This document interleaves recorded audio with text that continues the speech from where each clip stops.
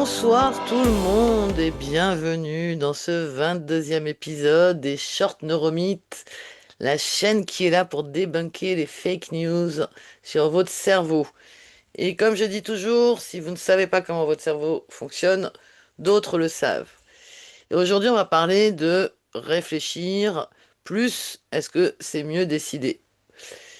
Et déjà, vous pouvez me mettre dans le chat si vous êtes d'accord, dans les commentaires également. Donc je me présente, je m'appelle Rita Benkiran et je suis spécialisée en accompagnement du changement, notamment par les neurosciences et la créativité et art et management, et donc le cabinet que j'ai créé en 2008 à Sophia Antipolis, dans le sud-est. Petite intro sur ce mythe, on vous a toujours dit, plus tu réfléchis, mieux tu décides. Réfléchis encore et encore et encore, analyse, pose les plus et les moins, analyse toutes les options, tous les scénarios possibles. Et pourtant, plus on réfléchit et plus on doute. Et du coup, c'est pas un manque de réflexion, mais c'est peut-être un excès de réflexion. Et vous vous rendez compte que réfléchir plus ne vous approche pas de la décision. Au contraire, ça vous en éloigne parce que plus vous ouvrez des possibilités, plus vous doutez et on tombe dans le piège. C'est la surréflexion. Et même, on peut vraiment avoir mal à la tête physiquement. On peut vraiment se prendre la tête. Et en fait, le cerveau, il se charge et il voit moins clair. Ça devient tout noir. Il a plein de points d'interrogation. Et en fait, il a une mémoire de travail limitée. Alors, c'est pas comme un ordinateur, mais on pourrait comparer ça à une surchauffe de l'ordinateur. Vous savez, quand le ventilo il commence à tourner, et ben c'est un peu pareil dans le cerveau. Ça tourne, ça chauffe. Trop d'options, trop d'hypothèses, trop de scénarios, trop d'infos. Et bien sûr, vous demandez conseil. Donc, on va vous donner encore plus d'options, plus d'infos, plus d'hypothèses. Chacun va y mettre du sien. On va vous donner son avis. Et du coup, il gagne pas en clarté. Et le cerveau, il aime pas quand c'est pas clair. Le cerveau, il a besoin de choses claires. Il a besoin de certitude. Il a besoin de sécurité émotionnelle.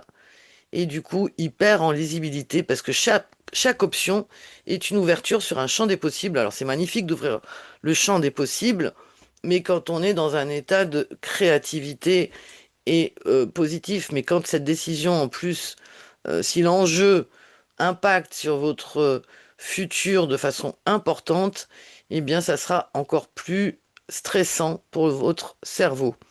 Et au bout d'un moment, on ne voit pas mon écran. Ah bon, ça. Depuis tout à l'heure, je parle sans que vous voyez mon écran. Super. Merci Corinne. Et voilà. Mon cerveau, il réfléchit trop en ce moment. Il est surchargé. Donc, je vous montre quand même les slides que j'ai faites pour vous. Donc, l'intro sur la surréflexion avec le penseur de qui? De qui? Le penseur de... Vous me direz dans le chat. Le cerveau qui est dans le noir parce que il a trop d'infos. Et donc, on tombe dans ce piège de la surréflexion. Et plus vous réfléchissez, plus vous créez des options, plus vous avez des options, plus la décision devient difficile. Et on est dans la paralysie décisionnelle. Et on tombe dans cette boucle. Analyser, douter, reanalyser, redouter, jusqu'à l'épuisement. Merci, merci, ma chère Corinne, ma sauveuse, le penseur de Rodin. Tu vois, j'ai eu un trou de mémoire. Donc réfléchir ne vous rapproche pas de la décision, bien au contraire, ça vous en éloigne. Mais il faut savoir que la surréflexion, c'est un mécanisme de protection. C'est en fait parce que, quelque part, cette décision à prendre, eh ben, elle ne vous plaît pas vraiment. Parce que si c'était clair, eh ben, ça serait simple. On dit dans l'hésitation, abstiens-toi. C'est un proverbe de bon sens qui marche vraiment très bien. Et moi, maintenant, j'ai une politique. Quand la porte est fermée, je vais pas l'enfoncer. Soit elle s'ouvre, soit j'ouvre une autre porte, et s'il n'y a pas d'autre porte, j'essaie d'en créer une autre. Et d'ailleurs, je pourrais vous en parler en off, puisque c'est exactement ce que je suis en train de vivre en ce moment. Et donc, cette citation, elle vient de Monsieur Schwartz, qui a écrit Le paradoxe du choix. Et trop d'options, tu l'analyses. Donc, pourquoi il résiste? Parce que décider, c'est prendre un risque. On vous dit que choisir, euh, c'est euh, c'est renoncer. Et ça, il aime pas le cerveau. En fait, il voudrait prendre tous les choix. Il aime pas le risque, il aime pas l'incertitude. Donc, il préfère continuer à réfléchir. Ça lui permet d'éviter de prendre une décision. Et donc, c'est un mécanisme de défense simplement parce qu'il n'a pas envie de décider. C'est qu'il lui manque quelque chose pour avoir envie d'aller dans une direction ou dans l'autre. Ce qu'il cherche, lui, c'est la certitude, c'est le zéro erreur, c'est le contrôle total. Mais bien sûr, dans la vraie vie, ça n'existe pas. Mais comme en plus on a été éduqué à l'école à toujours trouver la bonne, l'unique bonne solution et à être pénalisé quand on se trompe, imaginez comment la mémoire a été formatée, comment vos programmes automatiques reviennent sur le dessus. Et je vous invite à aller voir mes précédents Short Neuromythes où je vous parle de la compétition entre les différents cerveaux. Et en fait, plus on attend que ça soit sûr, et plus on est immobile. On pourrait parler de procrastination, mais là, c'est vraiment au-delà de la procrastination. La procrastination, c'est aussi un mécanisme de défense dont j'ai parlé dans un autre short neuromythe. Mais en fait, c'est simplement que on se protège et la surréflexion n'est pas une vertu, c'est vraiment une peur déguisée en prudence. Et là encore, je fais référence à Daniel Kahneman qui a développé cette théorie du système 1, système 2 dont je parle à chaque fois. Et donc, il a écrit le livre euh, Thinking Fast and Slow en anglais, la pensée rapide et la pensée lente. Donc, une autre manière de décider comment faire autrement quand vous voyez que ça tourne en boucle? Eh ben moi, je vous invite bien sûr à poser les choix de façon analytique avec votre cerveau conscient qui est le cortex préfrontal, mais aussi la perception. La perception, donc faire appel vraiment à votre mémoire émotionnelle. C'est votre expérience et au ressenti. Ça peut être des signaux externes, ça peut être des signaux internes. Donc d'aller vraiment écouter votre corps et de savoir quand vous mettez plusieurs scénarios en place, comment vous le ressentez dans le corps. Est-ce que vous sentez une boule dans la gorge, dans l'estomac, ou est-ce que ça vous donne envie, ça vous fait vibrer? Et pour ça, j'ai une petite technique que je vous invite à découvrir dans un des protocoles que j'ai développé, qui est la ligne joie et poids. Et c'est vraiment important d'aller écouter le, la joie et de comprendre qu'est-ce qui est le poids pour vous. Et en fait, quand on n'est que dans le mental, on perd une partie de l'information. Et comme en plus, là aussi, la société nous a programmés à tout analyser, à prendre des décisions objectives, à tout peser. Mais vous savez très bien qu'on n'est pas objectif, on est des êtres subjectifs.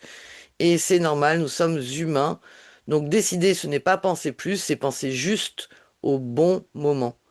Et parfois, il vaut mieux laisser de côté, laisser décanter, et la décision viendra peut-être même le matin au réveil, parce que votre cerveau continue de travailler la nuit, et c'est ce qu'on a vu la semaine dernière.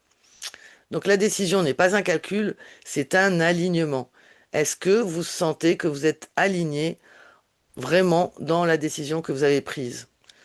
Et quand le mental se calme, qu'il arrête de brouiller et de dire à votre ressenti de se taire, quand il se calme, allez voir un beau paysage, allez dans la nature, mettez-vous devant la mer, devant ce que vous voulez, dans la forêt, posez les choses pour avoir moins de bruit. Parce que plus vous mettez des options en place, plus vous avez du bruit mental et ça enlève votre clarté. Ce dont votre cerveau a besoin, c'est vraiment de la clarté pour pouvoir réactiver le préfrontal qui est le seul cerveau créatif et trouver vraiment cette décision qui vous donne envie. Et là, vous êtes vraiment aligné, cœur, corps, esprit, le cerveau étant un décodeur entre le corps et l'esprit. Et donc la clarté ne vient pas plus de pensée ou d'information, mais surtout de moins de chaos. Et comme vous le savez, j'aime beaucoup mettre une citation pour conclure. Ce n'est pas la quantité de pensée qui clarifie, c'est leur absence. Monsieur Blaise Pascal, mathématicien et philosophe français du XVIIe siècle. Donc en conclusion, donc plus réfléchir ne vous êtes pas mieux décidé. Par contre, c'est apprendre à s'arrêter de réfléchir. De temps en temps, il faut vraiment poser les choses et tout d'un coup, vous allez vous sentir aligné. Et comme je vous ai dit tout à l'heure, moi, je viens de le vivre cette semaine. Pourtant, j'ai décidé de ce thème la semaine dernière. Donc même mon corps savait avant que ce thème serait en miroir de ce que j'ai vécu cette semaine. Et c'est vrai que le matin, je me suis réveillée et tout était très très clair. Et c'est ce qu'on explore dans le parcours Clémotion. Donc voilà ce que je voulais vous inviter à découvrir, à écouter à l'intérieur de vous cette semaine. Et la semaine prochaine, je vais vous parler d'un autre neuromythe qu'on entend tellement souvent, prendre du recul. Est-ce que vraiment c'est ce qu'il faut faire, prendre du recul? Donc je vous invite à vous inscrire au prochain Short Neuromythe. Mais je voudrais quand même vous parler des protocoles que j'ai développés et notamment le protocole décision claire qui est vraiment le protocole qui permet de répondre à cette problématique. Donc les protocoles sont des petits protocoles avec une à trois vidéos, des fiches conseils, des quiz, un petit protocole simple, court et efficace pour résoudre un déblocage ponctuel. Et actuellement, donc j'ai des prix de lancement.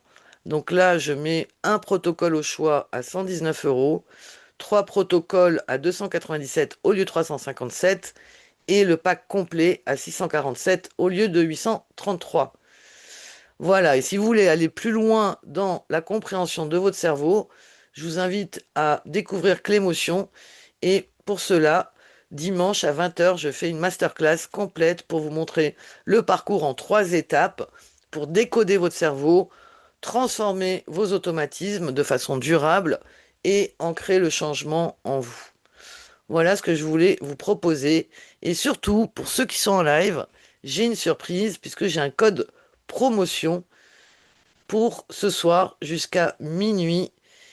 Et donc, je vais vous mettre ce code dans le chat pour ceux qui sont présents, puisqu'ils ont pris le temps de venir. Je les remercie.